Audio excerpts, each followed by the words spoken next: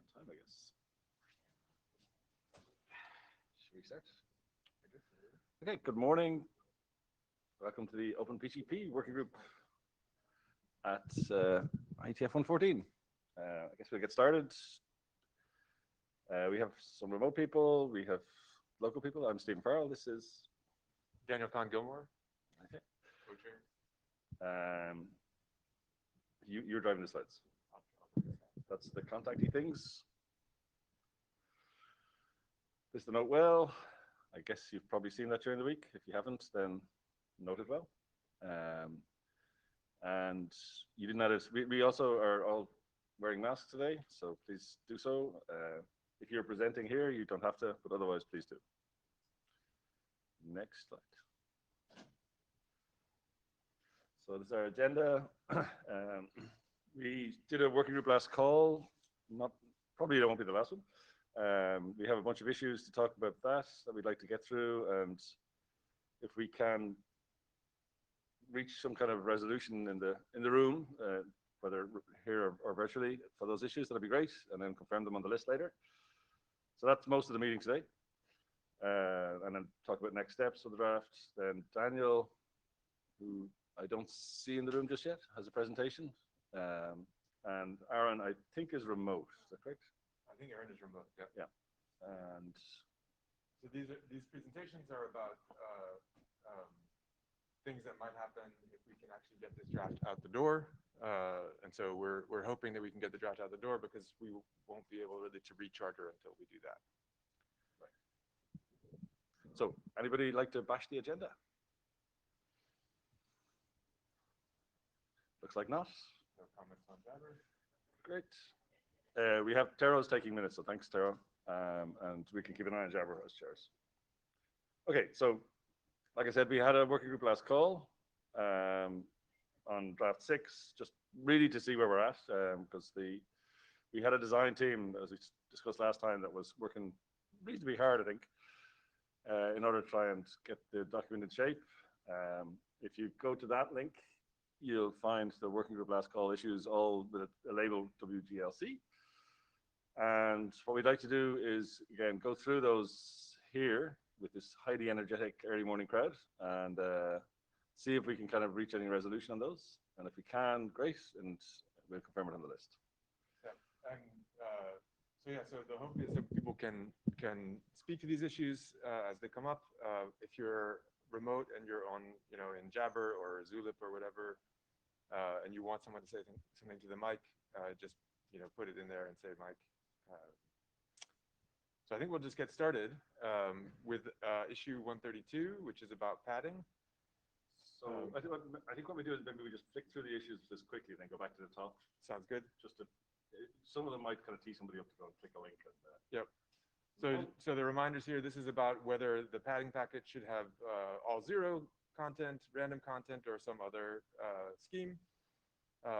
Question about what do we tell implementations to do if they receive AEAD packets and try to decrypt them and get a failure. Issue about whether we include GCM in this draft or not. Question about whether we use HKDF to bind keys to the modes in AEAD. Going to look at what we do with where do the certificate-wide parameters, like algorithm preferences and things, where do they live in an Openpgp certificate? Are they in the direct key SIGs, as the draft currently says? Whether we continue to disallow the revocation key subpacket for V5 keys, or whether we want to roll that back. Are we okay with the changes to the IANA registry? Right? The IANA registry, the draft currently says that we're moving everything pretty much from, almost everything from RFC required to specification required, which is a looser requirement to register things in the registries. Do we believe that the text on Argon 2 is clear? Do we have sufficient guidance there? Is there anything that can be cleaned up? And how should we handle problematic keys that we've been seeing in the wild? There's been some reports about some fairly popular keys that don't conform to any of the specifications, including RFC 4880. And do we need to update the text to handle it better? Do we need to modify the spec for V5 keys to not have to worry about this kind of failure in the future? And then the last question, I think, is about how we want to, if we can get through these, we get a new draft out, how do we want to scope the process going forward? Do we want to say, okay, when the new draft is out, if it handles all these things the way the working group agrees, can we just look at the changes going forward, the diffs, so that we can minimize the overall level of churn that happens on the next phase, hopefully the next phase of the working group last call. So that's the queue of issues that we're looking at. I'm going to pop back to the first one, so we can have some time to discuss each one. But hopefully that gives you a flavor of the types of stuff that we're asking for. If you pull the slides from the data tracker, the meeting agenda, you get links there to go to each of the issues, and we'll pull up the issues here as well during discussion. So heading back to issue 132 about padding, we have this padding packet. And the question for the group is, what should the content of the padding packet be? We've had different people with different perspectives on this. On the list, we've had a couple different variants as this evolved through Git. The status quo is that the padding packet should be full of random octets. And there's a little bit of guidance about where to get the random octets, but there's been discussion on the list about whether we should revert this. And we have a couple different merge requests that actually offer different ways to handle it. So I wonder whether anybody wants to speak to this, either in the chat or here at the mic. If nobody's been in the queue yet, to get in the queue, if you're in the room, please use the Meet Echo Lite thing and click that raise hand. So Quinn is remote, so the mic is a bit low. So okay, sorry about that. Can you hear me? Is this better, Quinn? I see PHB in the queue for padding. He's here local.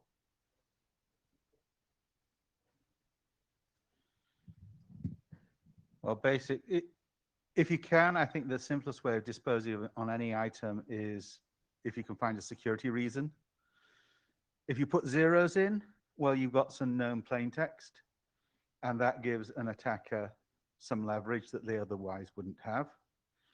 If you put random in, then you have created a covert channel that can and will be exploited. So I don't think that. So a rigid construction based on something that is to do with either that is to do with something generated from the key, but through a different KDF or whatever, seems to be the best solution, because then you don't give chosen known plain text, and you don't give a covert channel. Thanks, Phil. Does anybody else want to speak to some of the trade-offs there? Sorry, apologies. I believe this was brought up on the mailing list as well, and people were a bit worried about the resources it would take to do this new HKDF or whatever to get this random data. yeah, and I think for this issue, I think we had 2 merge requests, right? Yeah. Do you want to do the screen share or? Sure. Let me see if I can figure out how to do that again. I will unshare that. I will screen share this. So I think for this one, we had 2 merge requests. One basically was saying, here's this deterministic construction. And I think the other one says, I forget what the other one ended up saying last. One of them says it must be all zeros. And the other one says it should be so 204 is all zeros. 203 is deterministic along those lines. Yeah, I was meaning deterministic, not a hard. Yeah. Yeah. But then there's the 203, there are 2 variants of deterministic, one of which was always the same deterministic data, but I think that goes back to Phil, your known plain text argument. Yes, weaker, but you only need to change. To the mic, please, yeah. We have remote people. You only need to change the data really slightly to take away the, to take away the leverage. Yeah. And I think the other point that came up in this discussion was with the deterministic one, you could ask implementations to try and verify that it was done correctly or not bother. So that was the other kind of flavor of this. Right. So the receiving implementation needs to know what to do. And I guess we have this question of what would a receiving implementation do when receiving one of these things that's supposed to be deterministic but isn't?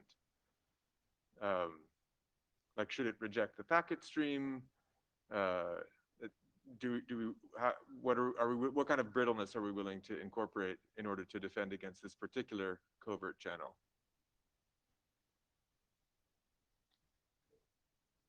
So I guess our idea here was that we'd let people talk to these issues till they're happy, and then probably try and get a sense of the participants' kind of opinions via a poll. So I guess I should try and figure out how a polling tool works. I think for this one, probably the easiest thing to ask is, should we have 0? I think the random padding is, nobody's that keen on random, right? Which is what the current draft says. I mean, I think obviously some people wouldn't have made it into the current draft. But just from the discussion, I mean, if somebody wants to speak to the keeping the thing as is, that'll be good. But maybe the question that you raise is a better one to put as a poll, right? Sorry, Justice says he's keen on random. Okay. Or maybe the question that you pointed out is a better one to add to the poll, which would be, oh, I see Aaron in the queue. Aaron, do you want to speak? Yeah, I also think that like there are many ways on Openpgp to put in some side channel, like to put in some covered data. Just adding a packet that is an unknown version or an experimental, and therefore adding random, I don't think is that much of adding. Like, it's not adding that much to the covered channel in Openpgp. So it seems like one question is, do we want receiving implementations to reject padding packets that are considered to be malformed, right? Because that actually would govern are we making a requirement about what goes in it or not? Right? We can make recommendations about what to put in it, but there is this underlying question of, if we make a recommendation and it's not followed, are we going to expect the receiving side to reject it? Is that a reasonable question, or is that queuing up too many polls? Yeah, I think that. So perhaps I just start a poll with, should we leave it as the draft has it now, as random? Random is recommended, I think. Random is currently recommended, and there's a separate discussion about what, this kind of randomness is probably the least important randomness of all of the kinds of random. There's a section about how do you generate randomness in Openpgp, and it calls this out as a distinct flavor from like key generation randomness. Okay, so I think what I'll do, Daniel's in the queue here. Justice is also, Justice was saying that the design team members often expressed opinions in the tracker. He feels like repeating them doesn't add anything new. What should we do? Please do repeat opinions, Justice, and send audio or text as you prefer. Because I think we'd like to have the discussion so that it's on the record for everyone, and we can try and resolve it. Daniel? Yeah, so I don't actually have an issue with random data in the padding packet. The only issue I have with the current text is that it suggests that the random data protects against higher level compression disguising the, let's say, padding, or sorry, negating the padding. So in my opinion, it doesn't, because the compression will compress the non-random padding anyway, and will reveal information about the length it has. So I'm fine with leaving it random, but just removing that text. But yeah. Okay, so how about that for a question? Yeah. Okay, so what I'm going to do is try one of these polls, because some of these issues are things where people have opinions but don't necessarily feel hugely strongly. So I'm going to ask, do we keep the draft 06 random padding scheme? So I'll start the session. If you think we should keep it, please click the raise hand button. If you think we should change it, then please click the do not raise hand button.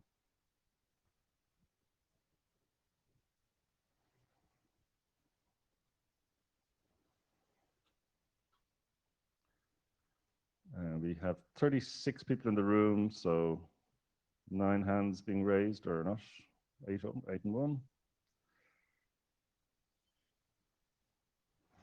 Okay, it's not changing. So just for the record there, for the audio record there, we got 8 hands raised and 1 hand not raised, which I think indicates that we probably should go back to confirm on the list that it seems like keeping the current scheme is what people want. Okay. Okay. Okay, so DKG is going to. I'm going to put that in the notes. In the issue. Yeah, let me just copy the specific poll and 8 to 1. So let's move on to the next issue here. How do I get rid of that?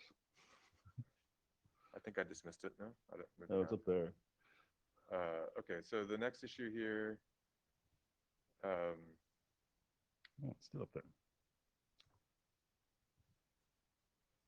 Oh wow, this switching between the slides and the.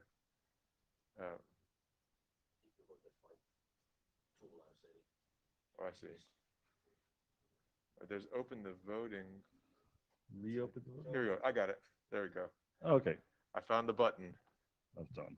Okay, great. So that's our. Okay. So this one, I think.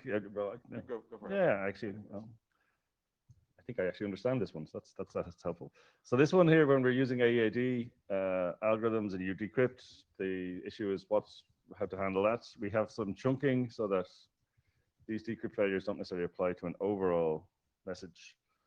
And currently, I think the text in a few places says that if you get an AEA decryption error, there's a should fail kind of statements. And I think the suggestion for this issue was to change those to must fail instead of should. So again, we'd like to get a sense of, I don't think we have a merge request for this one, or do we? We do. Okay, so there's a merge request for this one. If you click through the links, you'll find the suggested change. So, do we want to offer? I just realized there was one person who was sort of odd person out whose hand was do not keep. And do we want to, on the last poll, do we want to ask that person if they want to? Okay. Okay. But your opinion was that you would be okay with keeping it if we remove the justification. Got it. Okay. Okay, that was Daniel Huygens' record. Yeah, that was a good thought.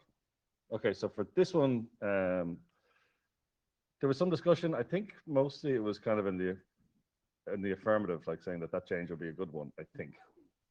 So would anybody like to speak to this, whether remotely or locally?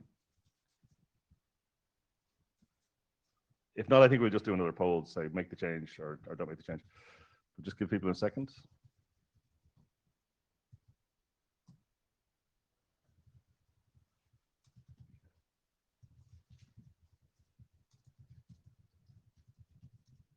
What's the merge request number for that one? Do you know? Yeah, that.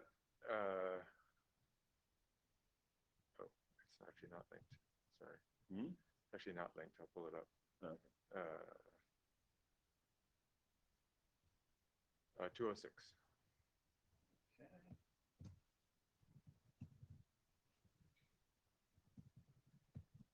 I can put that on the screen if that would help people. Should I do that?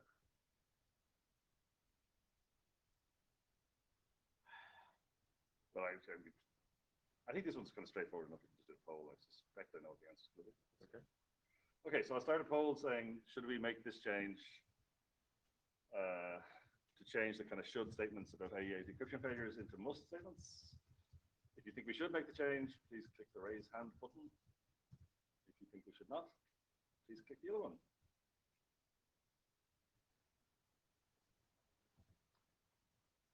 That's looking pretty clear.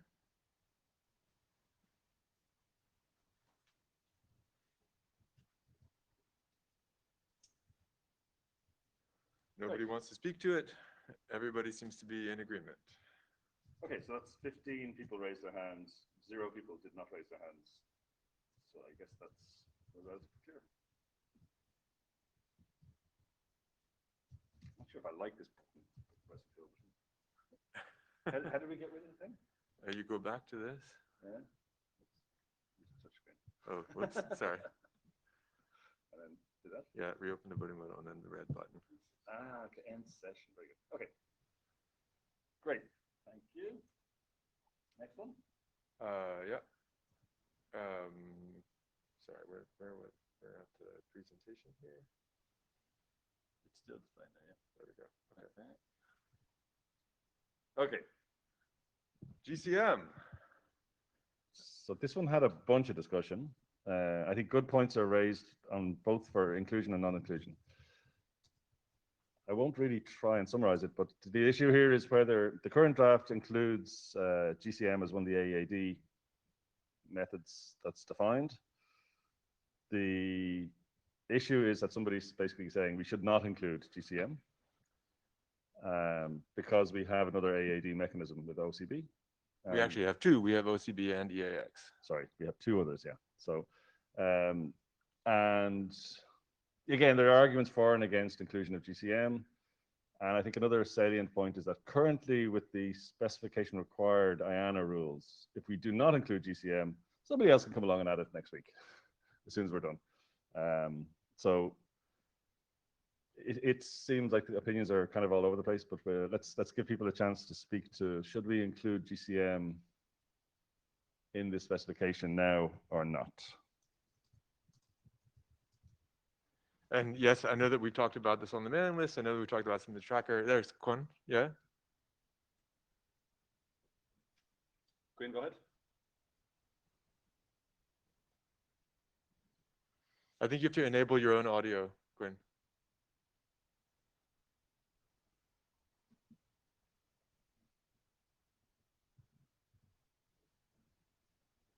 Let's see.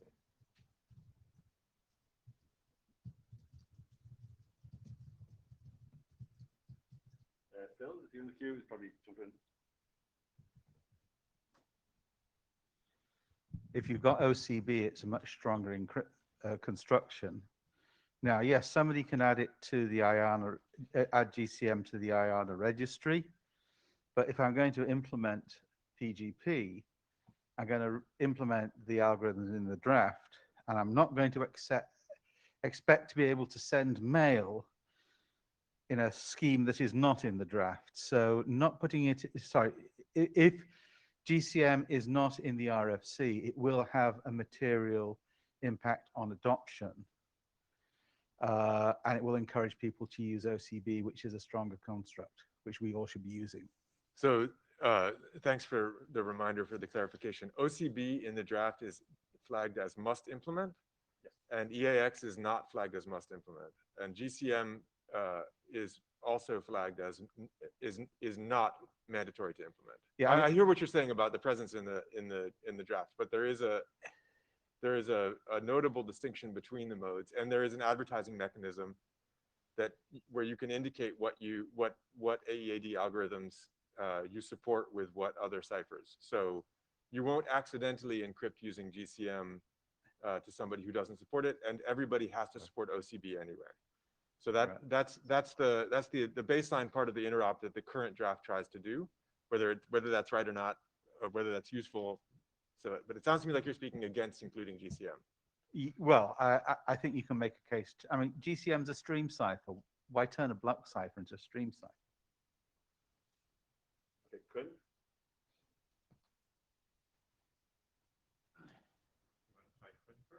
Yeah, Quinn, do you want to go ahead?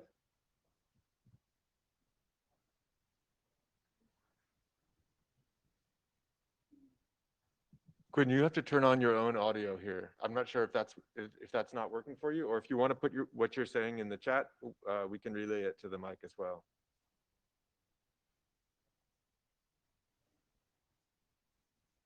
Enabling your audio is it's a button in the it's the microphone button in the upper left. Sometimes you have to restart your IETF because sometimes the whole browser, because it's the first time you turn it on, you don't give it permission. I got it. I'm sorry. Yes. Are you hearing me now? Yes, we are. Thank you. Thank you. I'm sorry about that. So right now, GCM is not mandatory to implement or mandatory to. However, if there are people who want to use GCM, then I don't want to tell them.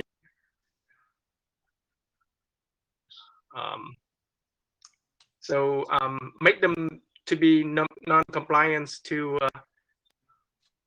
that they need to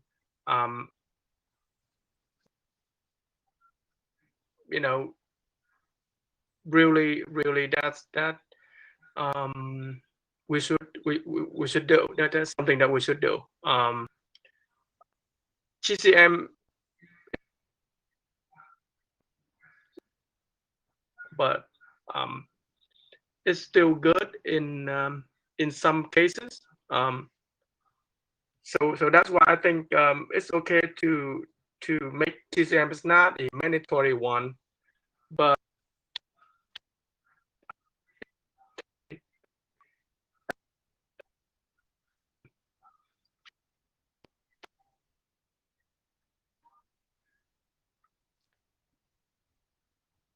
Thank you, Quinn. Do you want to talk to what you think the reasons are people might want to use it?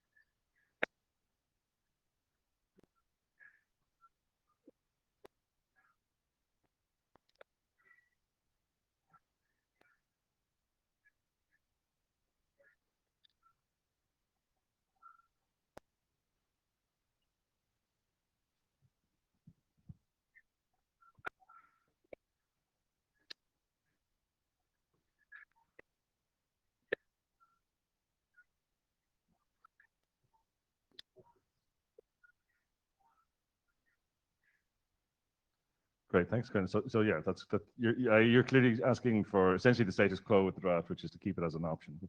Paul? Paul, I just speaking as an individual, I don't think it matters very much where GCM is defined, whether it's in this RFC or in another one. The people that are going to use it are most likely the people that need to be FIPS compliant, and they have no other choice at this point.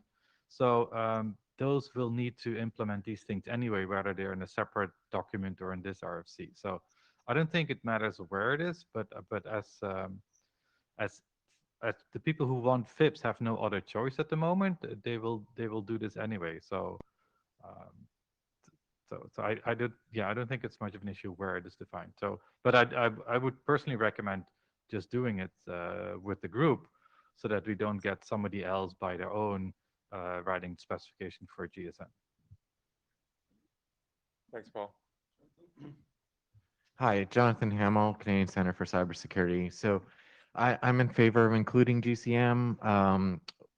While we don't have requirements for using FIPS validation, it is our guidance because it does provide implementation validation. It's not just a policy, it provides a security benefit that the implementations can actually be tested by an independent lab. And that's why I would like to see it included. Daniel Huigens, with Openpgp.js maintainer hat on. I'll acknowledge that our requirements are somewhat peculiar, but the reason we want to use GCM is because it's in web crypto. It's the only AAD mode in the web crypto API at the moment, which is natively implemented in browsers and gives much better performance. So yeah, we'll most likely implement it whether it's included or not. Indeed, not for FIPS compliance reasons, but yeah, for for performance reasons. And we can either do that under a private algorithm ID, or in a separate document, or in this document. But yeah, most likely we'll be implementing it anyway. Or Steele from Transmute. I agree with everything he just said. I probably would get support for it if they were to implement it anyway, but I think for the reasons stated, regarding FIPS and the expectation that I think users will have, that there would be at least one sort of FIPS algorithm that would be available, I think it should be included. So Ben Kadek from Remote. Ben Kadek. So I feel pretty similarly to Paul in that this is going to happen, and having the working group do it sort of lets us retain a little bit of control.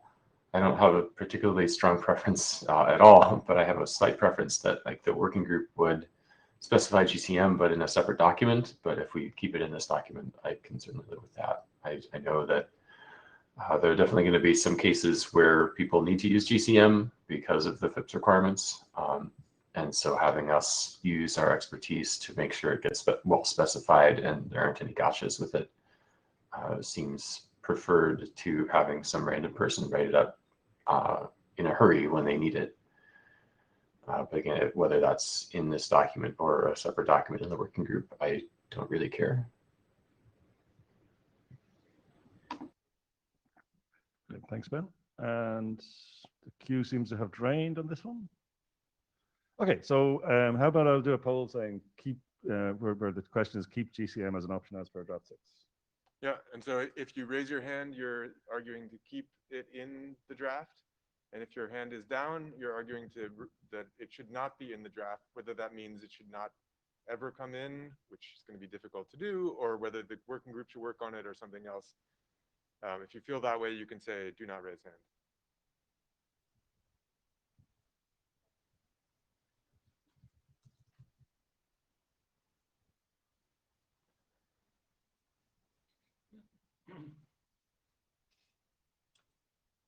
So I figured this one would actually go all one way or would be 50-50, but this is the better option.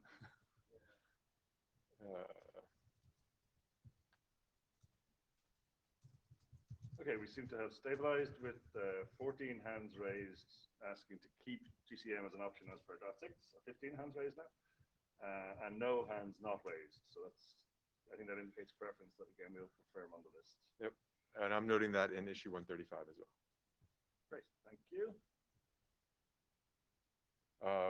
So yeah, no, we can ask the 0 people if they want to stand up and explain what. They are already there. Okay. So so issue 136 is a little bit trickier.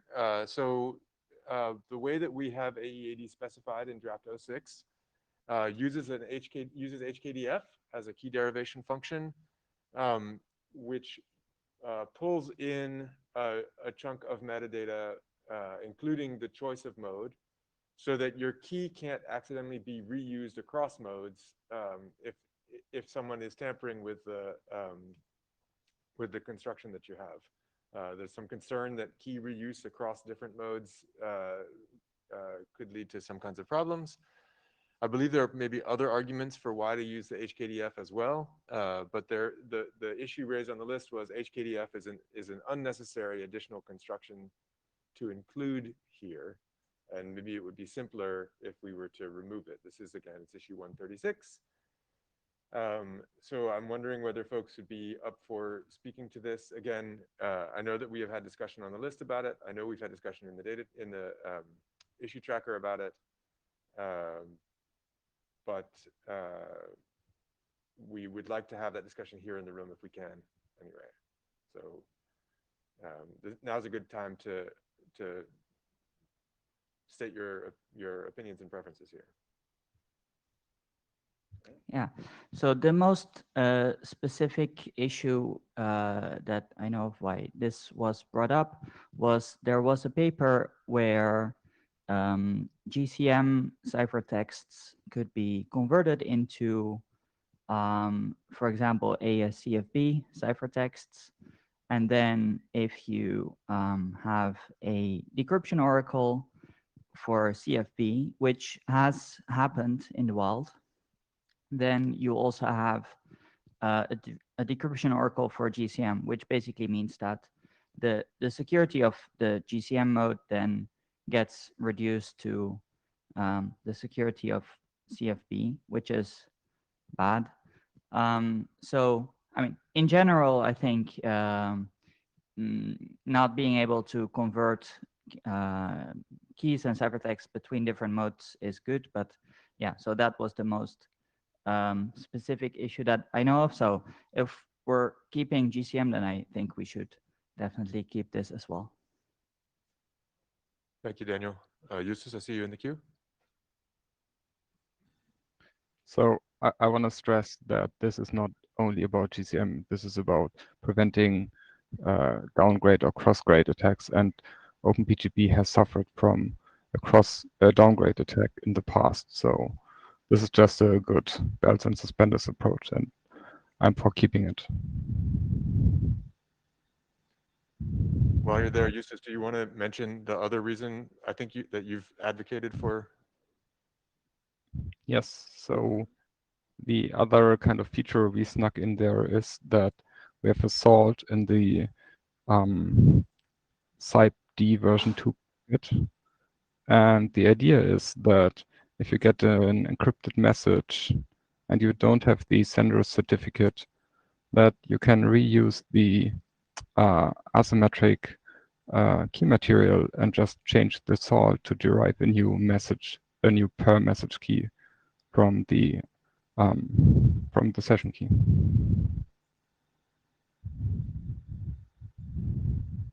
So that makes it like a reply. It makes reply functionality when the keys are not available a possibility. Yes, that's correct.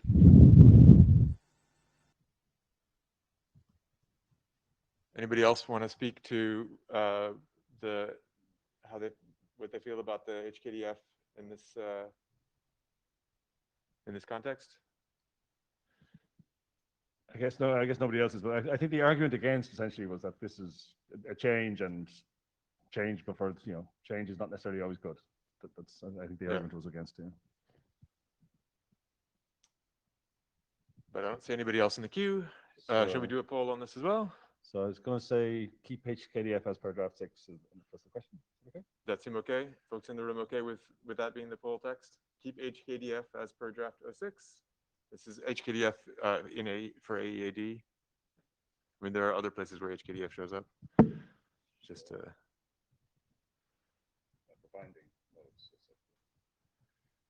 Okay, so I'll ask the poll will be keep HKDF for binding modes as per draft 6, and you can raise your hand if you think we should, and do not raise your hand if we should kind of revert that change. And again, do not raise your hand means actively clicking do not raise hand. You can't just sit there. It's always confusing, isn't it? Exactly. We seem to be attracting one more opinion every time we do this. That's great. Oh, 2 more.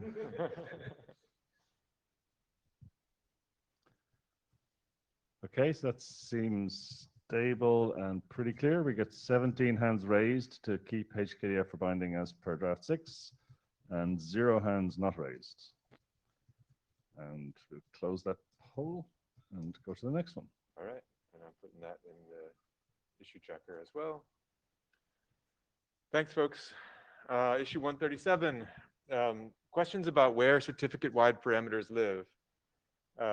So certificate-wide parameters meaning things like your algorithm preferences, things like the expiration lifetime of your primary key, which is by default the expiration of your entire certificate. The current draft 06 says those parameters for V5 keys specifically, those things should live in subpackets of a direct key signature on the primary key. In V4, the tradition has been that those things could live either in a direct key signature on the primary key or in the user ID the self signatures over user ID subpackets. So the current draft says for v5 keys, don't look for those things in the user ID self-sigs. Just look in the direct key. This makes it a little bit more predictable, I think was the rationale coming from the design team, and a little bit simpler to consider what's happening. But it is a change from v4, so it makes v5 certificates look slightly different. It does not actually, the draft does not change v4 certificates. If you're going to implement v4 and v5, you will have to have the complexity for dealing with v4 certificates anyway. So the question is, do we want to allow these parameters? Oh, and then I guess the other wrinkle to this is there's some amount of concern that by putting these parameters in the primary, in a direct key signature on the primary key, it might facilitate certificates that have no user ID, because now you've got the parameters, they're all there, and you can just go ahead and leave the user IDs out. And as from several generations of the draft, the user ID has been moved from must have 1 to 0 or more user IDs. So there's some concern that this provides some pressure against user IDs, or pressure towards user ID list certificates. So those are the concerns that are sort of bundled into this question. I wonder whether anybody wants to speak for either for the text that's currently in the draft for v5 certificates or against it. I see Ben in the queue. So I'm not actually speaking for or against at the moment, but asking a question in that in the v4 setup where you can have preferences at the per UID level, do we have any reason to believe that someone was using this for some complicated setup where they have, you know, a multi-UID key, but they have like different implementations on their mail reading setups for the mailboxes that receive those different UIDs, and somehow they wanted to express divergent preferences based on the different implementations that could process things specific to that UID, as opposed to, you know, I have this key, it's in multiple locations, or maybe it's only in one location, and I just can handle what the key has. Like, do we think people use that flexibility in that way? I mean, it is explicitly contemplated in RFC 4880 that this is, you know, it says like, if you look this key up by user ID Alice, then use the preferences from user that are bound to user ID Alice. But if you look it up by Bob, then use it for user, then use the preferences found on Bob's self-sig. I have not heard anyone say that they are using it like for themselves. I don't know that anybody's done a survey of keys to see whether some, you know, how many of them have different preferences per user ID. And I also don't know whether anyone's done any testing to see whether implementations that are sending actually respect that. Because how do you know whether you're accessing the key via Alice or Bob? Maybe you've done some binding that says when I send to Alice, use this fingerprint or something like that. And then from the Openpgp implementation, it just sees you passing the fingerprint and doesn't know that you're looking for it in terms of Alice. So I don't know that we have that much data about whether it's been used. There certainly has been nobody stepping up to say, if you rip this out, I'm going to be sad because I have 2 user IDs that I expect to have divergent divergent parameters, and I want to see those things present. So I don't think we have much data, but we definitely don't have anybody standing up publicly and saying, I'm using this. That has not, you know, nobody has mentioned that on the list. Okay, I guess that puts me slightly leaning towards keeping it just in the direct key sig. So I think I can imagine uses for UID-less keys as well, but that's not quite the question being asked. Yeah, so I think on the list in the discussion, Werner was kind of opposed to this change because he wanted there always to be a user ID. Is that correct? Right, but we could mandate a user ID without this change also. But Okay. that would mean one additional signature in a certificate, because you'd have to have the direct key sig for the parameters and then the user ID binding sig. Okay. Or in Oren? So, I mean, I think the question about this is like, what are you thinking about for, you know, V7 or V8? Because it sort of signals a direction you're planning on taking. Like you mentioned, you know, if you have to support V4 and V5, you're going to have to account for this anyway. But in future states where you're supporting V8 and V7 after, you know, years of this change, this could be a lot simpler. And I am also in favor of not requiring user IDs. So that's my thoughts. Thanks. Yeah, I was also gonna say regarding user ID less keys, it can also be seen as an advantage that this allows that. There are some use cases for not having a user ID, for example, if it doesn't have anything to do with email, or if, let's say, you don't want to publish the user ID in some contexts on WKD or something like that, or if you have a catch-all address where you want to serve some key for many different email addresses and you don't know in advance which ones you want to serve it for. So, and you don't want to keep the private key on the server, so you can't generate a user ID on the fly, then I think it's useful to be able to serve a user ID less key. So I think that this change, allowing that, is a good thing. Thanks, Daniel. Eustace, I think you're up. So I also like user ID less certificates, but I want to say to Ben's question, if someone has such a use case, they're better off having two distinct certificates. And the complexity that comes with having the preferences on user ID bindings is huge. And the behavior of implementations is basically unpredictable. And it also complicates stuff like simply adding a user ID, because adding a user ID now potentially changes the preferences of the certificate. So you better find the current binding that you think is the most recent one or so, and use that as a template. And the fact that simply a simple operation like adding a user ID potentially changes the behavior of your certificate or the preferences is insane.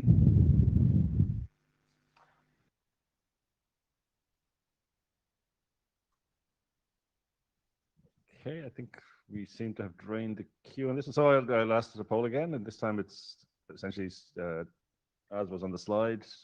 It's certificate-wide parameters live in a direct key sig for v5, and should we keep that as per draft 6? So I'll start the session. If you think we should keep it, please raise your hand. If you think we should revert that change, please do not raise your hand.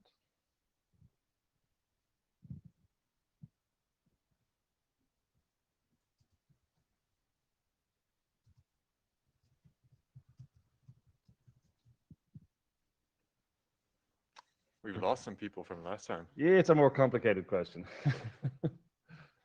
Being on the fence on is probably more reasonable on this one, isn't it? So we have so far we seems to stabilize at 8 hands raised and 0 hands not raised, which is an indication, but I guess again we'll confirm on the list, and if somebody does turn up with some use case as Ben kind of indicated, then we might have to revisit. But for now, we have an opinion. That's good. Okay. Thank Noting you. that in the issue tracker as well. Okay, so issue 138. In RFC 4880, we have a subpacket that indicates that the key holder is willing to accept revocations from a third party. This is the revocation key subpacket. It contains a fingerprint of the authorized revoker. In the draft, we say that this subpacket is invalid for a v5 certificate. And we describe an alternate mechanism for doing a sort of delegated revocation, which is just to make a revocation signature and send it encrypted to the person that you're willing to have be able to revoke your key. That mechanism is available, obviously, to anyone with v4 keys as well. It's not a novel mechanism, but it's the first time that's been described explicitly in the draft. The question here is whether we want to keep this revocation subpacket, continue forbidding this revocation key subpacket for v5 keys. Some of the reasons arguing for the removal are that given that it's just a fingerprint, you might not even have a copy of the key, and you might see a revocation and not know whether it belongs or not. So there's an issue, there's a logistical issue. And secondly, the implementation support for the revocation key subpacket may not be as universal and robust. So relying on it seems a little bit dangerous compared to relying on an actual revocation signature. So I think those are, but the concern here, of course, is that it's still valid for v4. So your implementation that does v4 and v5 will have to do both. And some people say that this is actually a concretely useful thing to have, and they want to have it available for v5 and are not comfortable with the escrowed keys. So hopefully people can ask clarifying questions if you got them, or speak in favor of the removal for v5, or speak in opposition to it. Now's a good chance. If I mangled that explanation of the problem, I hope people will correct me as well. Ben? Hi, Ben Kaduk. So I can imagine a scenario where the escrowed revocation signature has like a setup that is more risky than the revocation key subpacket. And that would be if the receiver of the escrow has some system that like does automatic processing on messages it receives and would like automatically decrypt it to put it into some other internal store, and maybe that other internal store also automatically updates some things. So you could get into a scenario where the mere fact that this revocation signature exists causes it to get uploaded prematurely when it wasn't intended to be. It was just like, I have some data, it's associated to this key, let me publish that type thing. And like this seems pretty unlikely to me, and I'm not super concerned about it, but it is an additional risk of this proposed mechanism that I don't know if we talked about before. I don't remember. Thanks. I think that's a valid point there. The original removal here was accompanied by a proposal for a replacement for the revocation key subpacket that actually included the revoking primary key, the key material of the delegated revoker, and that was seen as either too complicated or out of charter or too distracting. Which is why we're in this removal phase. That's why this is the proposal is where it is here. That would solve the logistical problem, and it also potentially solves the I guess a linkage problem. Eustace, you want to speak to it? So I'm in favor of removing that because it just acknowledges the fact that virtually no implementation supports designated revokers. And I think that's due to the fact that it requires non-local reasoning about multiple certificates. Can you talk to how when you say you're maintaining the interop test suite? Can you speak to the support? I mean, you said it's that few implementations support it. Can you describe like the test that? I don't think we have a test for that, sadly. We should have one.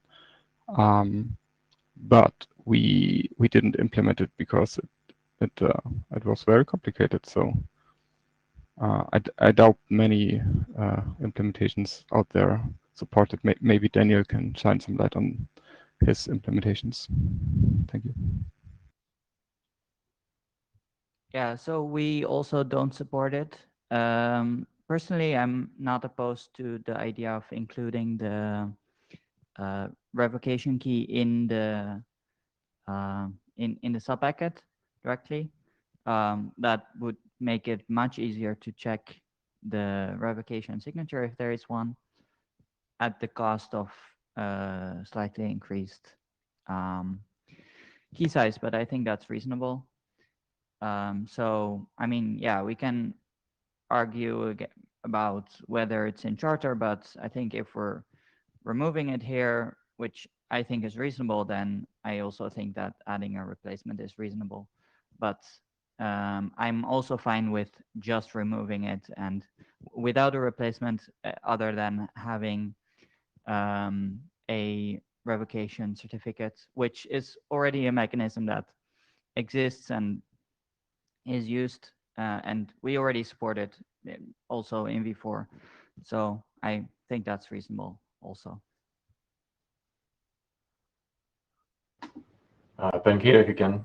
Thanks everybody for the extra discussion. I think that has sort of solidified my thinking that in favor of removing the revocation key subpacket for the V5 keys. That's just like acknowledging the deployed reality that you can't rely on it to work. Seems like something that's really appropriate for us to do in the biz document. And so I would like to see it that way.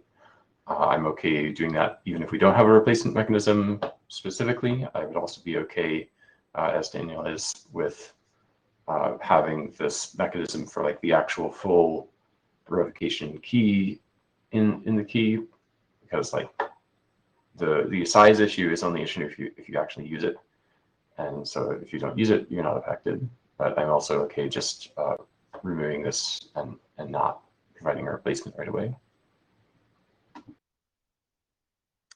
Thanks, Ben. I think the queue may be drained on this one. Looks like it. Shall we do a poll?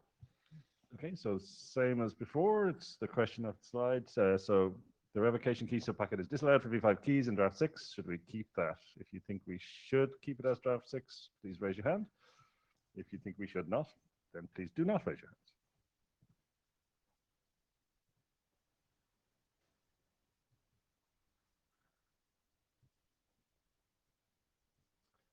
And that seems to have stabilized. I don't, as then it moves. So, okay, so that seems to have stabilized at 10 hands are raised to keep the scheme in draft 6 and 0 hands are not raised. So that's good input. So the next one is kind of a slightly less, slightly easier one to get your head around. So this is IANA. So in 4880, there's a whole bunch of IANA considerations and registries and registries that require IETF consensus for change. And the suggestion in most cases, not absolutely everywhere, but in most cases, the draft 6 basically changes those to specification required. And for those of you who are not IANA nerds, the impact there is we're moving from a situation where you have to get a document through the IETF process to do things like add support for another algorithm. And we're moving to a scenario where somebody can just say, oh, I've written a paper and I published it, and can essentially ask an expert to be designated by the IESG should the algorithm get a code point in the IANA tables. So that's where the draft says we're going. That's where we're going from. And the two exceptions there that remain RFC required are packet type and packet version. So the places where the versions show up are still require an RFC, and minting a new packet type is also. So I think it requires IETF consensus. IETF consensus, sorry, yeah. Because an independent stream RFC doesn't have that. So yeah, there's a couple of exceptions, but the basic movement is towards allowing specification required, which is kind of loosening up things. A lot of other groups have done this over the years, but it's worth checking because, for example, it means that a vanity cipher code point could end up there. National algorithms can end up there, which may be good or bad. So the question is, do people have opinions, and can we confirm that that change is kind of a good idea? We should also note that this will require having a designated expert. There's already one registry that requires a designated expert who does not exist. Okay, so this puts even more weight on that non-existent role. Yeah, this is document. So yes, actually, designated expert is needed, and I think it would be very useful to keep the instructions of the designated expert. What kind of specifications are? We probably want to have some kind of stable reference, published, some other standards organization paper, not just some web page somewhere. So usually the designated experts have quite are quite free to actually, interpret the instructions they are given. So we don't have to written very specific instructions that say that, okay, designate the expert requires a stable reference, and he decides what is stable enough for his point of view. So just while you're there, do you have an example of some specification that does that well that you can remember? No. Okay. I think most of the RFCs are, for those RFCs that I'm, for example, designate the expert, I think they actually just say that they're expert. There's actually no specification required, but I have always, as an expert, required to have a specification before I actually go forward and say, okay, you have to have a 3GPP, for example, specification is okay. Some web page I will say, okay, I don't know if I would want to allocate numbers based on that. Ben Kadek, I actually got up to make basically the same point that Tara made about we should have some guidance to the experts. But I do have an example of a case that I think does this pretty well. I'm actually the sort of ghost editor for the cozy drafts that are in Auth48 at the moment, because Jim is no longer here to do the Auth48 himself. And so we have some text in there about the expert is designated an expert as a reason because we should trust our expertise and give them leeway, but also guidance about the proposed mechanisms or algorithms need to actually be appropriate for the requirements of the registry that we're trying to use. Like if it's supposed to be a signature algorithm, it has to actually provide the signature functionality. And I think there's also some guidance there that it needs to meet the community requirements for security. So like if somebody wanted to propose a null security, a null signature algorithm, essentially, that doesn't meet the requirements of the community, if there's also some pointers to like CFRG is a good resource in there. And in addition to sort of answering the question that you asked of Taro, I wanted to also say that in general, I do support this. I think in other areas like TLS, and I think IPsec is actually in the process of doing this as well, opening up the registries to make it a lower burden is good for the ecosystem. I guess I also wanted to mention a counterexample in the sense of the expert is not given very much leeway. In, I believe, the quick registries, the policy is basically a shall issue policy, and the expert is there to apply some back pressure if somebody is asking for a lot of code points or something like that, or if they're asking for a specific code point that might be problematic. But the guidance to the expert is basically, you've got to approve this. Can you send to the list a pointer to the specific draft that you think has good text, the cozy draft that you mentioned? Sure, I can do that. Or in the chat, yeah. Just so we have a note that we can use to update it. Yeah, I'll drop it in the chat for sure, and I will try to remember to send an email as well. Okay, thank you, Ben. So I'm a editor maintainer of a registry that was recently opened up in this way, and I think it is a positive thing that's happening. Like you mentioned, it's sort of trend in the space, but the guidance to those maintainers is critical. And if you don't give good guidance to them, you open huge political cans of worms for them, and they're likely to resign. So you ought to just make sure you give them good guidance. And I also think it's important to support the sort of mental shift that goes along with this kind of process as a community, because if it's happening, it should be supported by the community. So have a designated expert, give them good solid advice, and then cheer for them while they handle the onslaught of registrations. Can you point to guidance that you have found useful in that position? Sure, I can. I'll send it to the list. But I may have to get connected offline. Yeah, that'd be very helpful. Thank you. Did you actually experience an onslaught? Yes, but for a registry that I don't want to bring up here to cause any challenges. Okay. Great. And Roman has posted, and Ben have posted some more about that cozy stuff in the chat.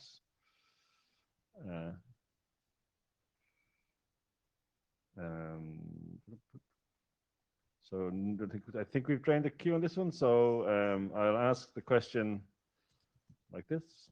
So if you're happy with these changes, but we should also give guidance to the designated expert, then please raise your hand. If you'd rather we don't make that change, then please do not raise your hand.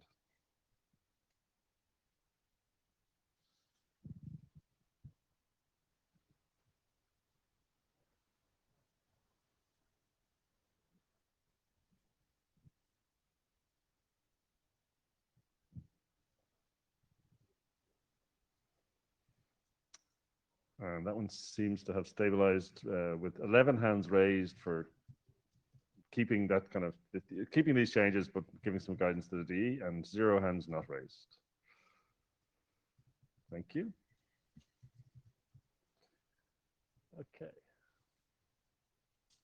All right. So I created this issue yesterday just in response to there was some list discussion about Argon 2. And I think the issue essentially is the text sufficiently clear?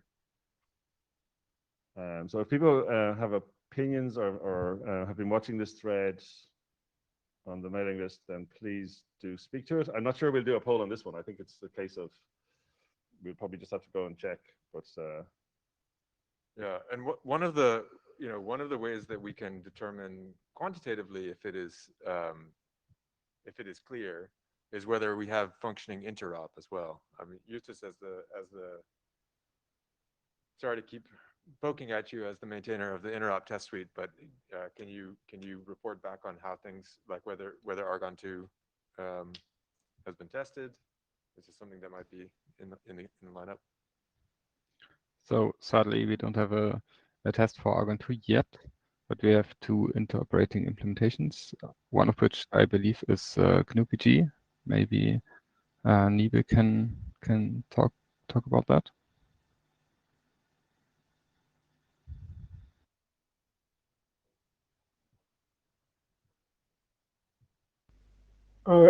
GNU-PG my branch support Argon 2 because the libgcrypt 1.10 already have Argon 2 support.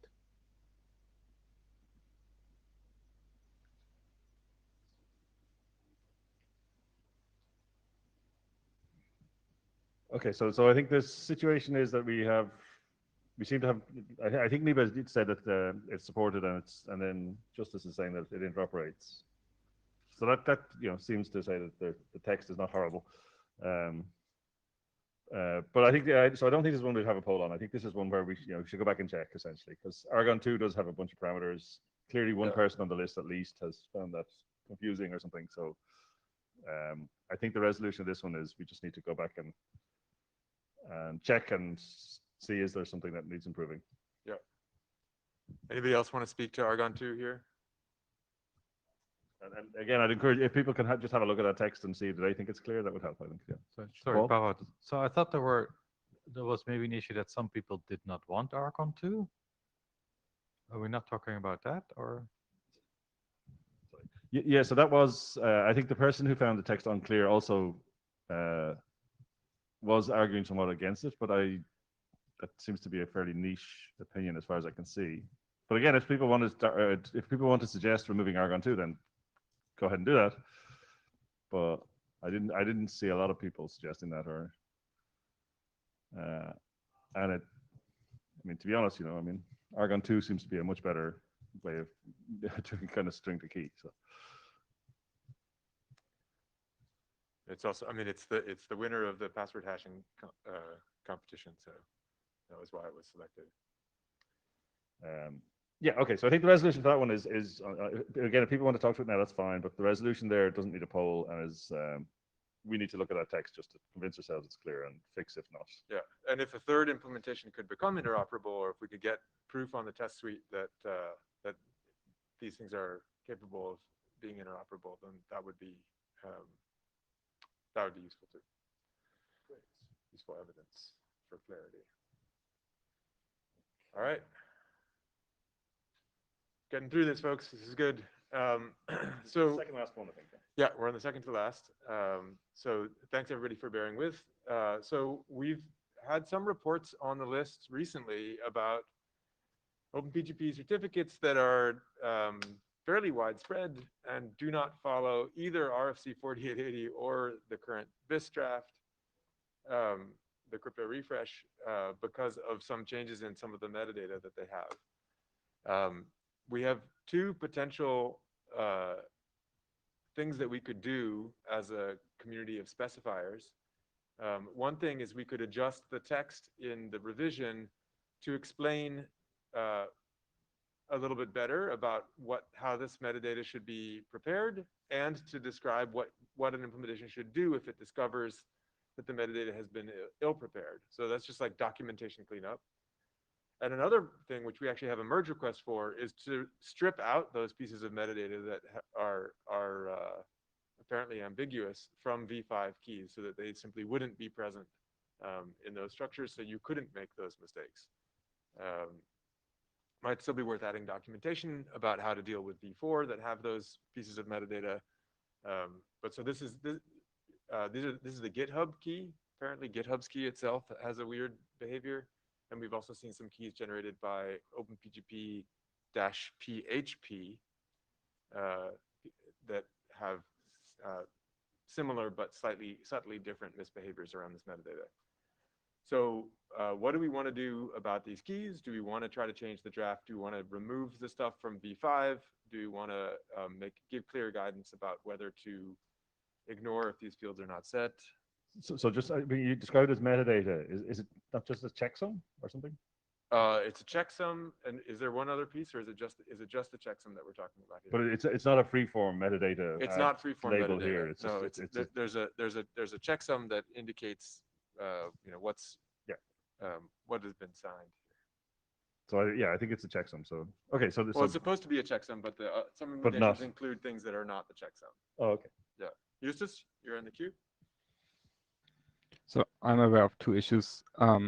First, there is the hash digest prefix in the signature packet, and the question that came up initially was, what should implementations do if the 16-bit prefix is wrong? And that, I think, happens with the PHP implementation. And the GitHub key and GitHub PGP implementation has a different problem where they produce malformed multi-precision integers.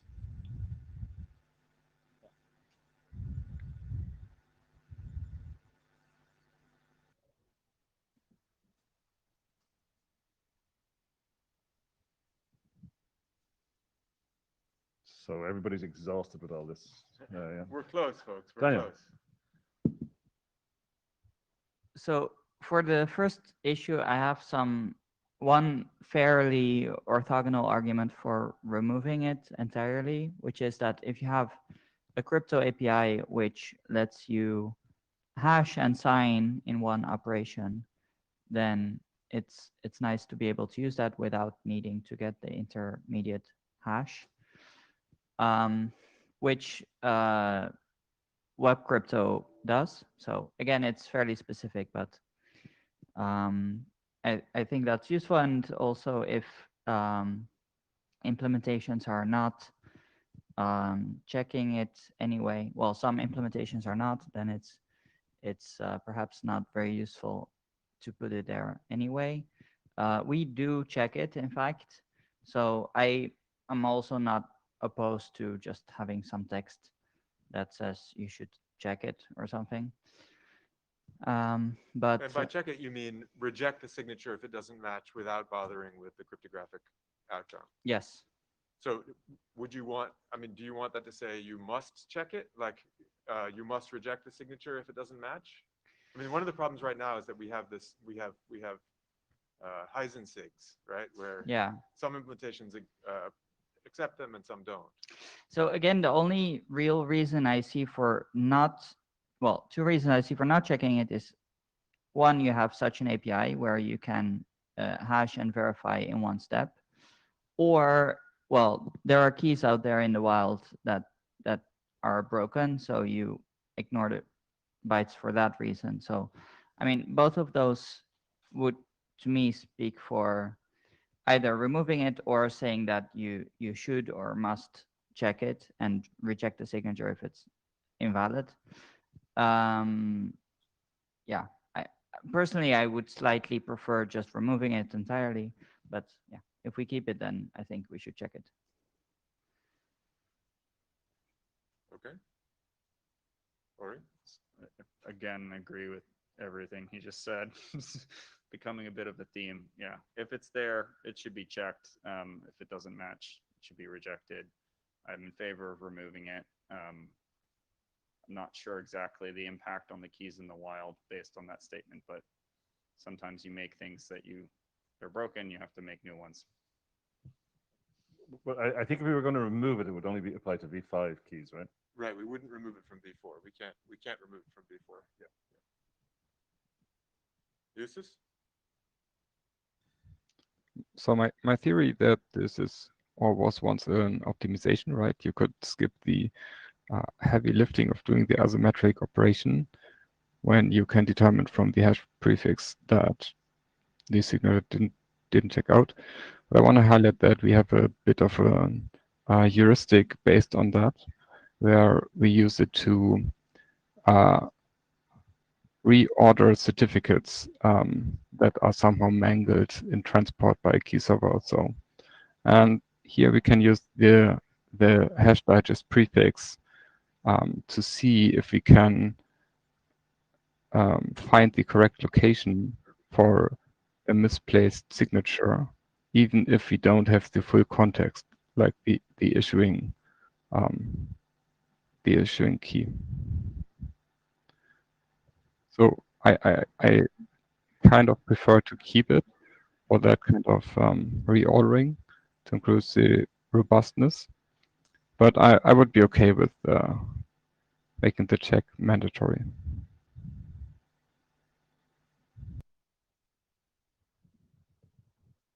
So if we're going to do a poll, it seems like we've got at least two separate issues here, and we've spoken mainly to the first one.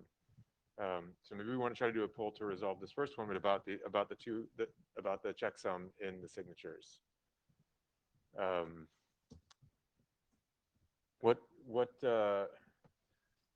Trying to think how we want to pull this. Right. So one of them is, I guess, should we remove the checksum from V5? And we've heard Eustace argue against it. And Daniel, I think you were mildly for removing it. And then the other question is, should we make it mandatory to,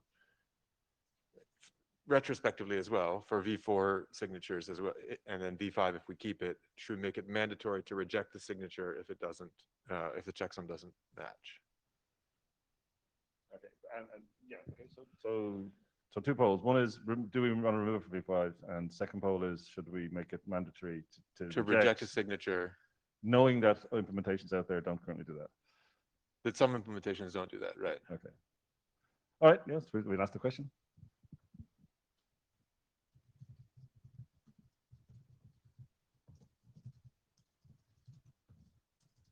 What's the main thing we're removing? The signature checksum. Is that fair? Signature checksum? Anybody want to propose a different name? The question I'm going to ask is, should we remove the signature checksum from V5 signatures? Yep. Okay, so should we remove this problematic metadata field from V5 signatures? If you think we should, please raise your hand. If you think we should not, please do not raise your hand.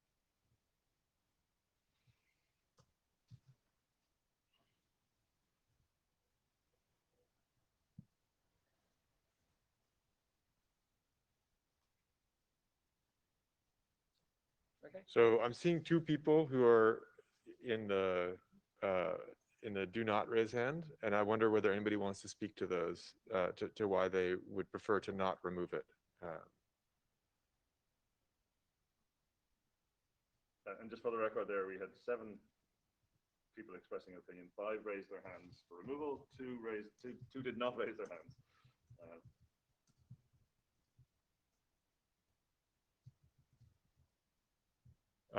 I assume that Aaron, you want to speak?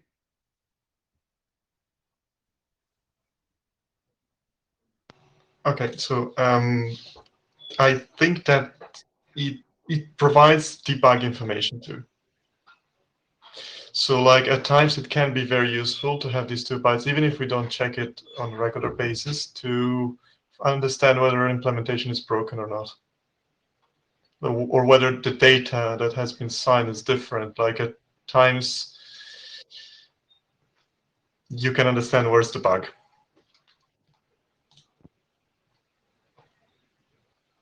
Okay. So the 3 arguments for keeping it that I've heard are, 1, it allows you to reject signatures faster. 2, it allows you this debugging argument, it gives you some extra hints about where the problem might be in the emitting implementation. And then 3, Eustace's point about being able to reorder certificates more efficiently without doing the heavy lifting of the crypto piece. I see Eustace out of the queue now. Okay, so that's input. It's a bit. That's a kind of rough. Yep. Consensus, if consensus. So we'll verify the list and see where we go. And then the second poll we wanted was, should we mandate that implementations must reject a signature that has the wrong checksum in it?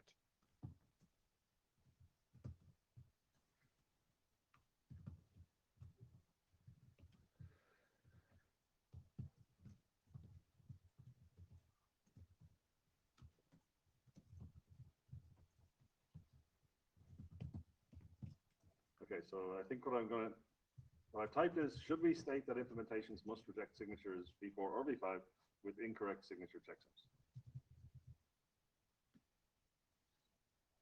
Okay. So you can see the question. And we know that there are implementations that won't do it.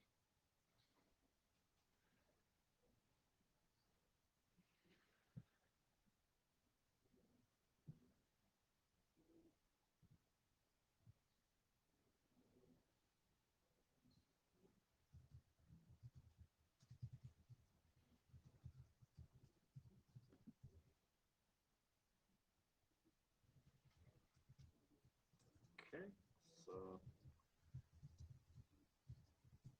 so for this one we have currently 9 hands raised saying that we should add that must, and 1 do not raise hands. So if the person who did not raise their hand would like to speak to that, please do so. Aaron? Yeah, I mean, same as before. It's the thing is, depends what's the use of it. I would definitely be in favor of a should. A must might be at times too hard, especially if you know that there are some implementations out there that are broken. So, okay. Yeah, yep, that's fine. We'll take it to the list. Okay. And then I guess so. Then what we haven't discussed yet is this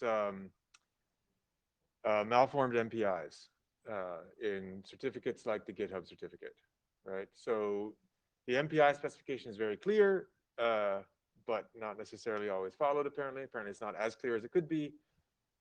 It says that it indicates length by bits for some reason, and in this situation, we have certificates that are, it's supposed to indicate the largest bit that is set to 1. But in this situation, we're looking at certificates which contain MPIs or make signatures that contain MPIs. Is it signatures or certificates that we're only seeing this in? Anybody? Aaron, are you still in the queue from last time? Sorry. Oh. We're seeing this mostly in, oh, there you go, Eustace. So I've seen it in the signature that GitHub creates for merge signatures, but also in the binding signature of the GitHub certificate itself. So it's in the signature. Okay, so the question is, what do we do if the MPI in the signature is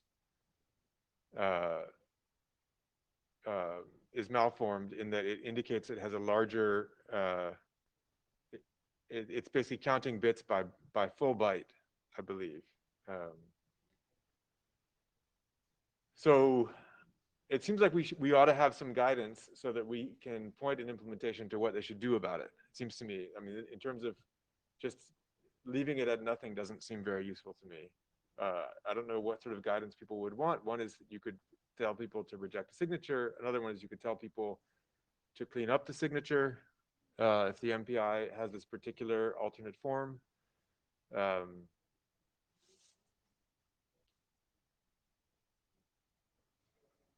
Or So I'm not sure exactly of the internals, but unless there's a way to warn in a softer but very annoying way regarding this, I think the signature should be rejected.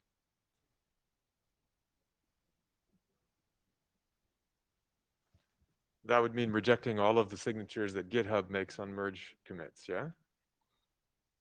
So, I mean, is there a security? I don't think there's a security issue here, though, is there? I mean, there were some odd length keys that Bleikenbecker attacks work slightly better on. If you had like a 1025-bit key or something, or 2049. But I don't think that has a relevance in this. Yeah, exactly. So Yeah. so I Ben, you're up, or Ben, go ahead. Yeah, I think Daniel beat me to actually getting in the queue, but I had unmuted. So my understanding here is that for these problematic signatures, you can modify the ciphertext so as to, or will modify the metadata really so as to make it a valid signature. And I believe that would not really be something that can constitute an attack if you can just fix it yourself. I think that's right. What is your conclusion from that, though, Ben? Are you saying that we should give people guidance that they should fix it?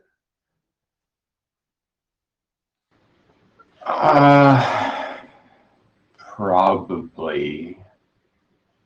I mean, it doesn't really seem like it's not like a cryptographic failure on the signer's fault. It's just a implementation failure to read the spec properly.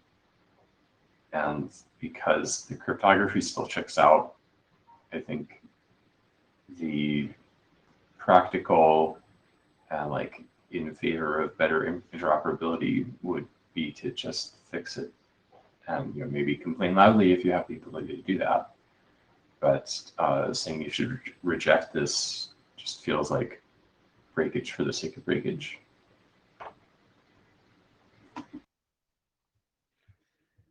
I think if we want to say that implementations should or must reject it, we could do that for v5 signatures and keys.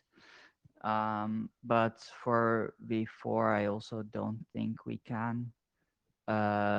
For full disclosure, very old versions of Openpgp.js also used to produce malformed MPIs in some cases. Particularly if there were leading 0 bytes. So it was a slightly different issue than this one, but still, I don't think we can be super strict for MPIs in v4 signatures, but for v5 we could if we want to. Eustace, you're up. So my concern is that if you have a system that is composed out of multiple components and they use different implementations and they behave differently, you may be able to confuse the system as a whole, where one of the implementations will say it's a valid signature and the other one may think it's an invalid signature. And that may be able to create problems. Tiro?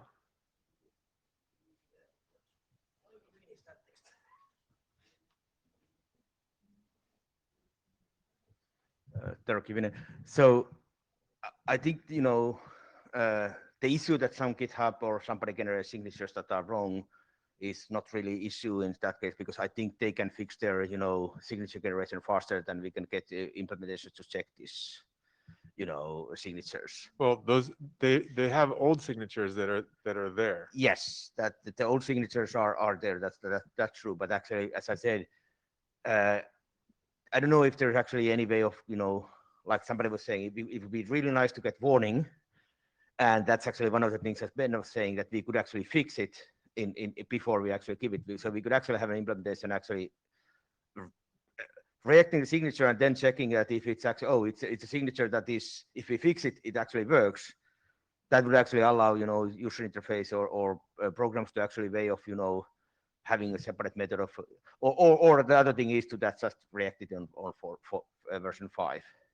But actually, the most important thing, of course, would be to get, the people who are doing this to fix them. So unless you start reacting them, I don't think GitHub is going to be, is it still generating those signatures? I believe it is, but I haven't tested it today. So I think because they don't see any reason to change it unless somebody actually starts breaking things. And I think we should, it would be better to have, not to have this kind of corner cases, because they usually have, as was pointed out, if you have an implementation that actually checks this, another one that doesn't, and it might be happening very low level in the, in your crypto library. Your crypto library might be saying, oh, no, this is not an MP, valid MP int, because it doesn't have a first bit, 1. And then you might not be able to have to react it in that might cause, this kind of issues that some, one part that was supposed to do something based on this and does it because it's valid signature, other one doesn't because it's invalid signature. So I'll share some sort of similar practical experience from handling ECDSA signatures for the SEC P26K1 curve. There's upper and lower S representations, and the Bitcoin and Ethereum communities have decided to normalize to lower S, yet OpenSSL and other libraries produce both upper and lower S. Some implementations will fail to verify the signature, some won't. And in practice, the way I've defended our source from this is to manually lower the signature to lower S before emitting anything, outside of our library. So for the libraries that are handling this, they could decide, every time I see this thing that's a problem, I'm going to fix it for myself. But everyone has to decide to do that, and it's a mess in the code, So I think for 5, it should error, and for 4, you should leave it as is. Justus? So the idea came up to just issue a warning. I don't believe that there are libraries out there that have a suitable interface to create warnings. And even if they did, it's not clear what an application should do with the warning. If they display that to the user, I don't think that would help, actually. Also, I'm not sure if we should make an exception for v4. It was wrong for v4 before. That's nothing new. Let me add one additional wrinkle here, which is I believe Openpgp allows you to make signatures over signatures. And that means that fixing a signature by twiddling the bits in the MPI header will change the bytewise representation of the signature, which means that will in turn invalidate any outer signature that is made over a signature itself. So for example, if we're talking about MPIs generally, twiddling the bits in the MPI of, say, a public key will actually change the fingerprint of a certificate, which is not insignificant. So if we're doing guidance, we need to think about the guidance about MPIs for signatures, maybe distinctly from the guidance for MPIs in public key material. Otherwise, you have 2 separate fingerprints for the same public key. It's a mess.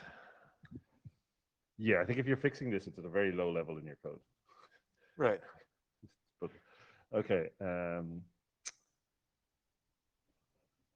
I don't know if we're ready to kind of do a poll on this. I think maybe could we get a volunteer to produce a merge request? I don't think we have one right now. No, that would be great, right? Actually, so yeah. So would somebody be willing to try and write a merge request to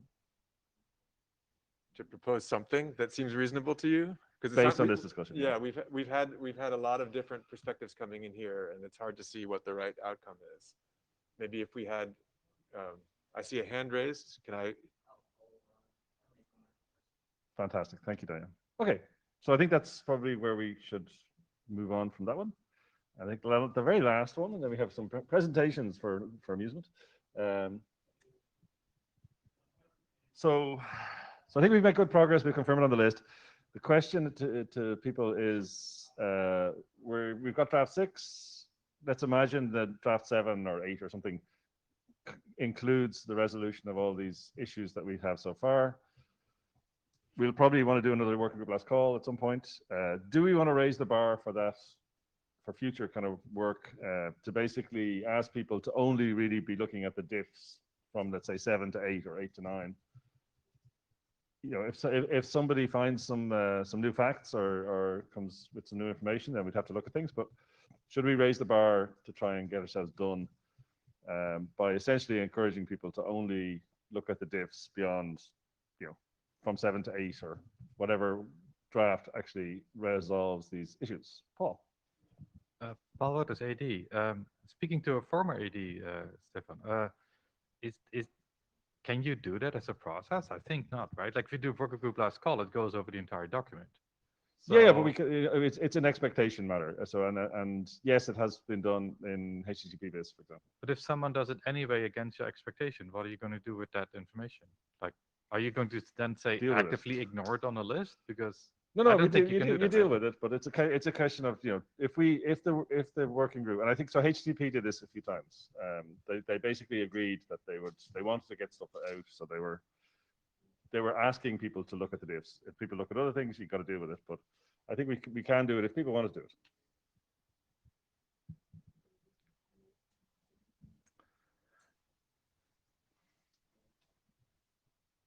So nobody's in the queue. That may indicate a lack of enthusiasm. Or it may indicate fatigue after an hour and a half of slogging through these things. Okay, so for this one, I'll bring it up on the mailing list. Ben's in the queue. Oh, okay. Thank you, Ben.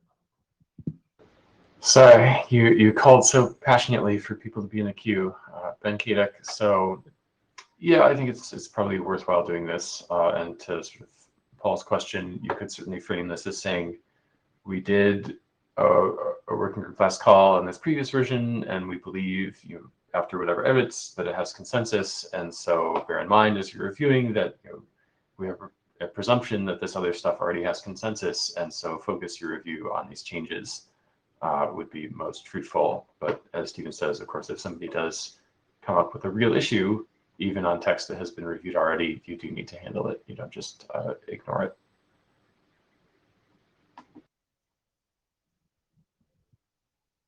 Okay, so yeah, we're all tired of issues. So what I'll do is I'll raise this on the list when we think we've got a next draft out, and we'll see how people think about it then.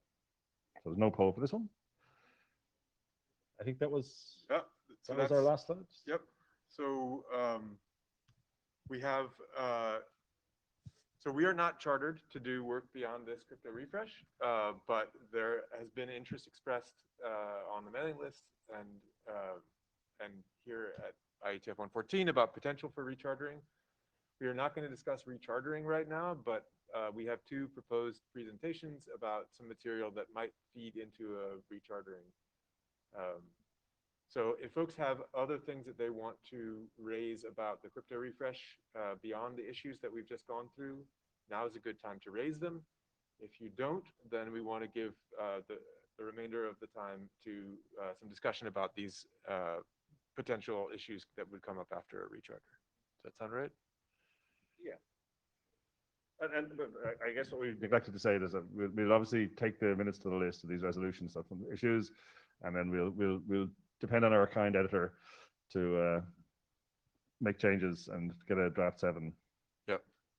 We'll talk to Paul about when that's possible. So. And I guess nobody in queue. If nobody's in queue, then I guess Daniel is up.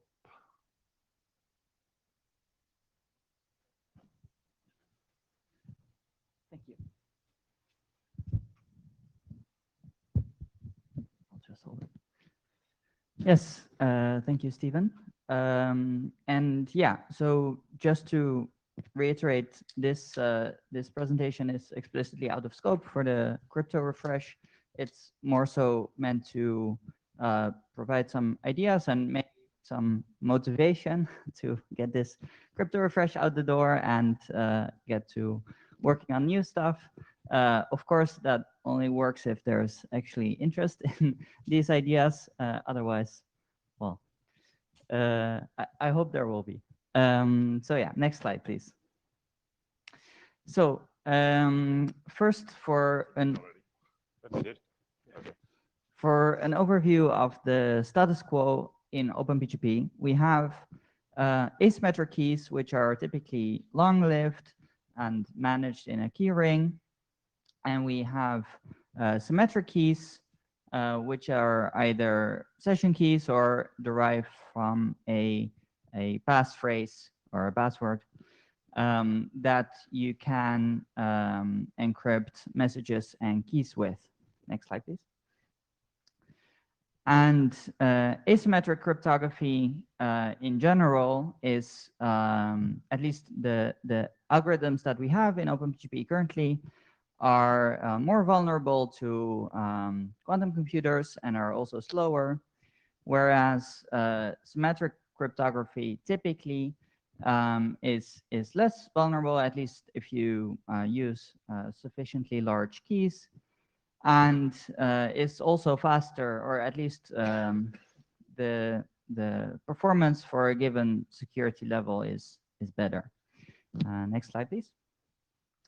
So this leads us to the conclusion that there is sort of a missing middle or a missing type of keys. If you want to encrypt stuff with a symmetric key, if you don't need asymmetric cryptography. So it would be really nice if you could store a symmetric key in a long-term key ring to use to symmetrically encrypt stuff, but maybe also to symmetrically sign stuff using an HMAC or a CMAC, if it's just for yourself or local storage.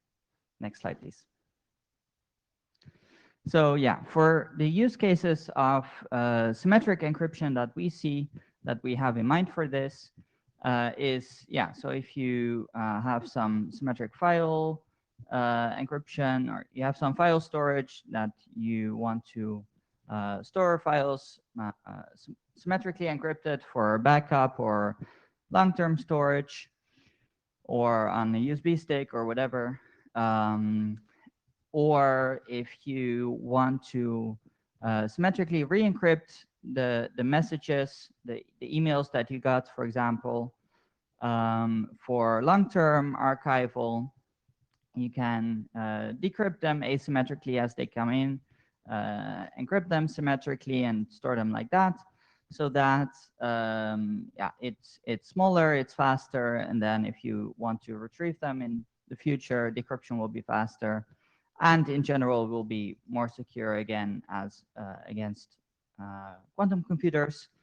And in this way, it lets us prepare, let's say, for quantum computers, even if they aren't here yet, but at least then we don't have a giant body of RSA encrypted and ECDH encrypted messages lying around, let's say. And then finally, for drafts, before you're sending an email, it would be nice to be able to symmetrically encrypt them. Again, it's faster. You're not sending it yet, so you don't need asymmetric encryption. You can store them on a server if you want to continue editing the drafts somewhere else later. And yeah, next slide, please.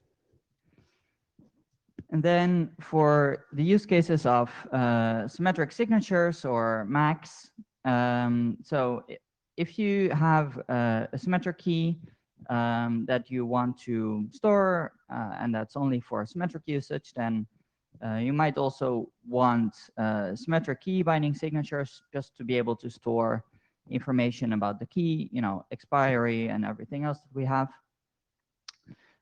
Similarly, you might want to store some signature about a file to make sure that it's authentic and hasn't been tampered with, or if you put it on a USB stick and retrieve it later to check that it's still the same file, might be useful for that.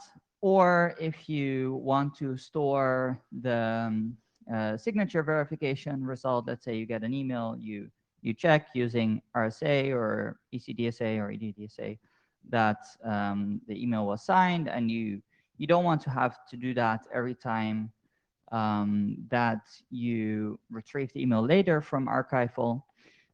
So you store the verification result using a symmetric signature, let's say. Next slide, please. So our proposed solution to this is admittedly a little bit hacky.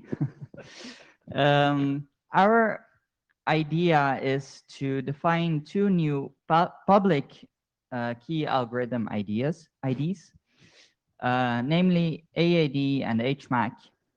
So the reason we are proposing that is because the semantics of public key cryptography in OpenPGP today match much more closely what we want to achieve, in the sense that you encrypt a message with some key that you refer to by a fingerprint, for example, or you sign a message with a key.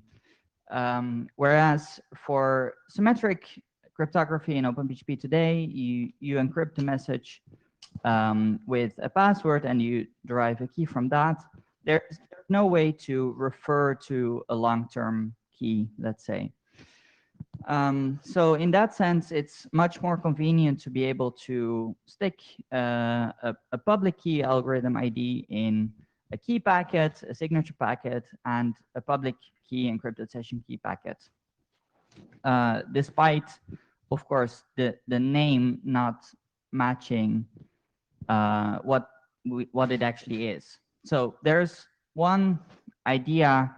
Of course, it's not necessary to do so, but to fix the mismatch, we could retcon the name of, well, the algorithm registry, perhaps, and also maybe the public key encrypted session key packet and the symmetric key encrypted session key packet, which, by the way, the latter, I would argue, is already misnamed because it's more password encrypted session key packet. But okay, so we could rename those perhaps to persistent key encrypted session key packet, or and derived key encrypted session key packet, or personal key and shared key, or something like that. Or we could leave it as this and just live with the hackiness of having symmetric algorithms in the public key algorithm registry. Yeah. Next slide, please. So I've just thought of some guidance for us to give the designated expert. Not to do this, or what? Asymmetric keys should be asymmetric. Fair enough. So, despite that guidance, we do have experimental implementations in a fork and a branch of OpenPGP.js and GoCrypto, respectively. So this is not meant to be used already, but yeah, just to see how it would work. And we have a draft specification. Again, it's still very much up for debate. Another way to do this would be to define a private public key algorithm. We could use algorithms 100 and 101, which is what actually the experimental implementations do. Or, I mean, I think there would be some value in having this be interoperable. If you want to export your archive of email and import it somewhere else, it's useful if other implementations also support it. So then I would somewhat argue for actually defining an algorithm ID. But you might also argue this solution is way too hacky. We should define new packets with better names for this or something like that. Next slide, please. So yeah, the questions for the working group I have is, first of all, is there interest in this? If so, should we add it to the next charter? And if so, do you think this is a reasonable solution or is this way too hacky? And if you think it's a reasonable solution, please do read the draft and let me know if you have any comments. Thank you. Thanks, Aya. And are there any questions, of course? Yeah, so we have a little time. Okay. Right? As a quick question, you mentioned signature verifications. Is that in the draft, or is that mostly it's in there? Yes, so there is an algorithm ID for HMAC in the draft now, so you can symmetrically sign using HMAC and then also verify the symmetric signatures using the long-term symmetric key. Right. So, but I thought you mentioned some idea about storing a persistent verification result. Right. So no, that's not in the draft. Or? No, there is no okay. Specific mechanism for how to encode that or how to store that at the moment. That's because there is a thing going through lamps from Stefan Santos on about signature verification tokens. That might be good looking at if that's actually interesting. Okay. Thank you. Okay. So thank you. Yeah. Aaron. So I can give you control of the slides, Aaron. Okay, so if I click it forward. No, you should see the. Okay, yeah. Great. Okay, so today I wanted to present how like an idea we've had to do automatically email forwarding. And this means that with the user being offline, we can forward their email to another Openpgp user with clearly setting up this protocol beforehand. So this is the outline. It's going to be, I'm going to try to keep it short, especially the mathematical part of it, but yeah. So this is the concept of automatic email forwarding. I think we're all familiar with it. And the problem is often that Openpgp, in order to do that, you just got to share the key. So you got to take your key and send it to the forwardee so that they can read the ciphertext. In this case, instead, what we do is we delegate the authority of transforming a ciphertext to a mail server, to a proxy that can directly deliver a transformed ciphertext to Charles that will be able to read the email while we're on holidays or something like that. So the idea is basically the following. Alice is the original sender, does not know the fact that there's a forwarding ongoing, and she basically sends an encrypted OpenPGP message to Bob, as all the papers we've read so far. And but Bob has basically created a proxy transformation parameter, this KBC, uploaded it to the proxy, and the proxy can use this transformation parameter to transform the ciphertext into a message for Charles. Charles must have received as well DC, the private key, that will use then to decrypt the message coming from the proxy. Here is what happens behind the boxes. So mathematically speaking, the concept is actually not too complicated, because in ECDH it's just a multiplication onto the elliptic curve field. We have prepared a proof in a paper that this is actually a safe operation, and any attacker that is not Charles colluding with the proxy is pretty much left with an ECDH instance. In the interest of time, I will skip the exact details of the math if you can find it in the paper. The schema is composable, so this means that in fact you can basically set up a chain of forwardings. So you can set up multiple forwardings for Bob, and Daniel could also set up his own forwarding to Frank. So the idea is the fact that this chain can be built theoretically infinitely long. Now, The problem with the Openpgp implementation is the fact that we can't use vanilla Openpgp because chars requires a modification in their implementation. So it is transparent onto the sender side that is probably the most important, because we can't go and get someone else to update our Openpgp implementation. But it is not transparent onto char's implementation. So when you accept to be a forwardee, you need to accept a special key that says you are receiving forwarded email. And this is the reason because this happens is because there's in the key derivation function there is a binding to Bob's key, and if we do not know Bob's fingerprint, we cannot decrypt this key. We cannot decrypt this message. We cannot obtain the same shared secret. Diving a little bit into the Openpgp changes that I think are more relevant, what basically happens is the fact that into this parameter in the hash, we do not have we do have the fingerprint of Bob's key.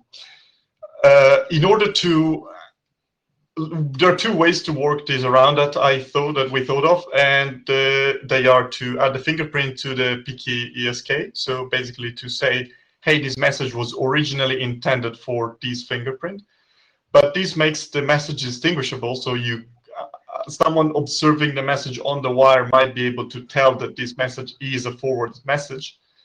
And second, this basically says for each message, you got to acknowledge that that message is forwarded.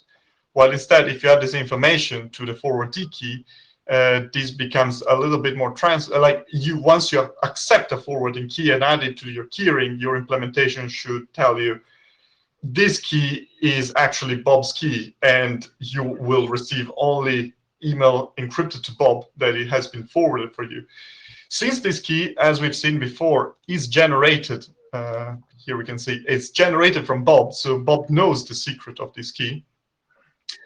It is better, and you're receiving this key from someone else. We thought it would be better to have a key that you know the fact that it can only be used for forwarded messages, and no one can send you message encrypted directly to this key. So these are the reasons that has pushed us to put it into the forwarded key, this extra information.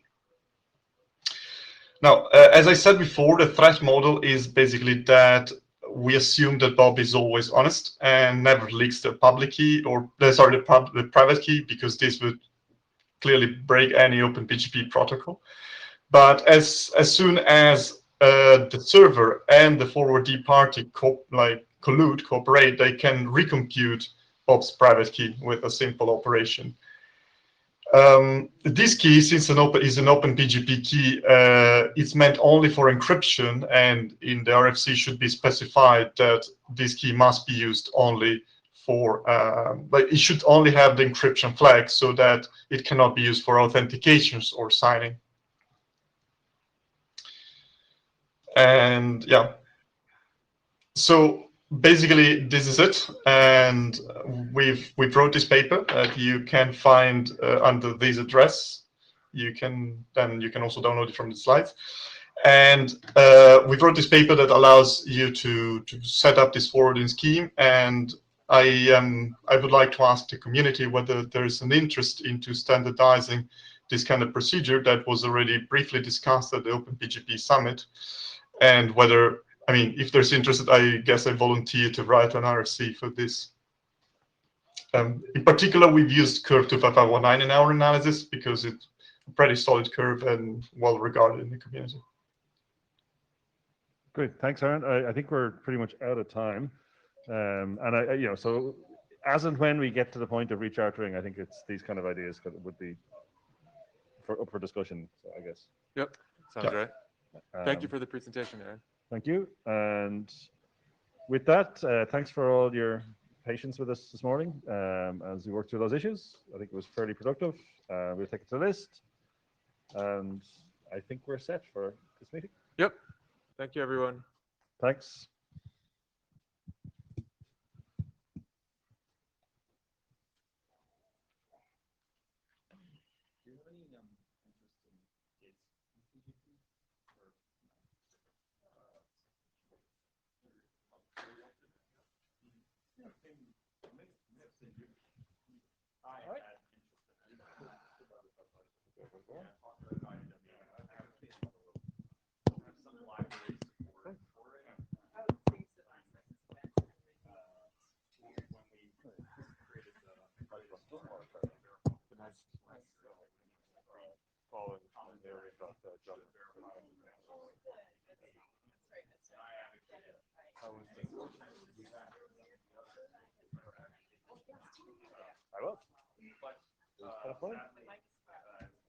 Yes.